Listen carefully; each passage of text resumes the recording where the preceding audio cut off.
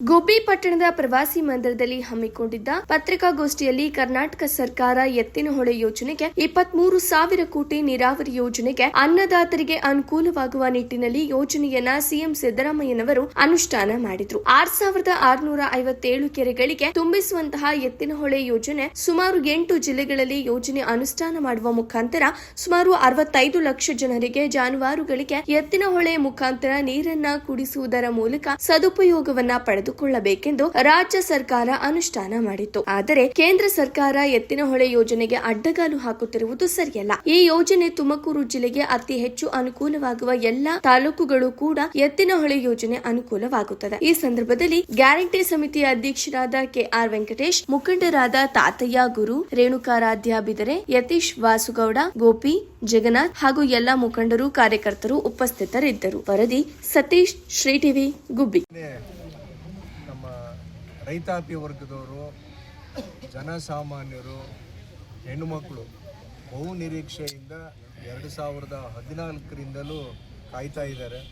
ಈಗಾಗಲೇ 90% ಅಂದರೆ 252 ಕಿಲೋಮೀಟ್ರಲ್ಲಿ 208 ಕಿಲೋಮೀಟ್ರು ಸಂಪೂರ್ಣವಾಗಿ ಆಗಿದೆ. ಇದರಲ್ಲಿ ಪೂರ್ತಿ ಹಣನ ರಾಜ್ಯ ಸರ್ಕಾರದಿಂದ 23,000 ಕೋಟಿ ವ್ಯಯ ಆಗಿದೆ.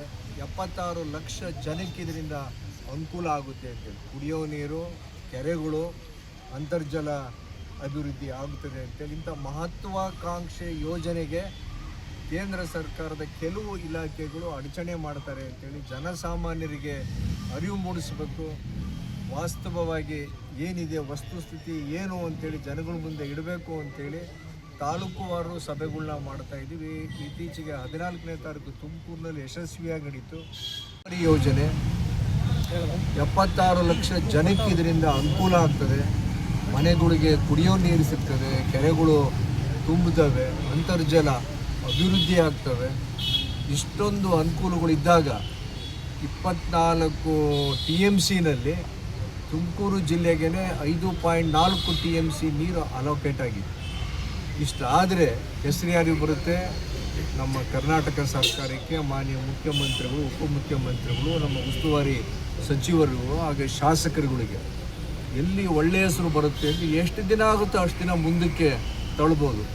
ಇದೇ ಅಡಚಣೆನ, ಇದೇ ಪ್ರಶ್ನೆನ ಈ ಇಲಾಖೆಗಳು ಮುಂಚೆನೇ ಕೇಳ್ಬೋದಾಗಿತ್ತು.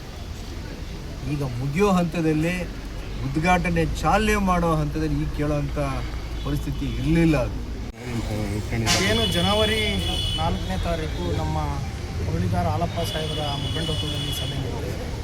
ಆ ಸಭೆಗೆ ನಮ್ಮ ತಾಲೂಕಿನ ಜನಪ್ರಿಯ ಶಾಸಕರಾದಂಥ ವಾಸಣ್ಣನವರು ಮತ್ತು ತುಮೂರು ನಿರ್ದೇಶಕರಾದಂಥ ಭಾರತೀಯಪ್ಪನವರು ಮತ್ತು ಎಲ್ಲ ನಮ್ಮ ಪಕ್ಷದ ಪದಾಧಿಕಾರಿಗಳು, ಕಾರ್ಯಕರ್ತರು ಹೆಚ್ಚಿನ ಸಂಖ್ಯೆಯಲ್ಲಿ ಮತ್ತು ರೈತ ಸಂಘದ ಮುಖಂಡರುಗಳು, ಮಹಿಳಾ ಪದಾಧಿಕಾರಿಗಳು, ದಲಿತ ಪರ ಸಂಘಟನೆಗಳು, ಎಲ್ಲ ಸಾಮಾಜಿಕ ಕಳಕಳಿ ಇರುವಂಥ ನೀರಾವರಿ ಬಗ್ಗೆ ಕಾಳಜಿ ಇರತಕ್ಕಂಥ ಎಲ್ಲ ಮುಖಂಡರು ಬರಬೇಕು ಅಂತೇಳಿ ತಮ್ಮ ಮುಖ್ಯನ ಎಲ್ಲರಿಗೂ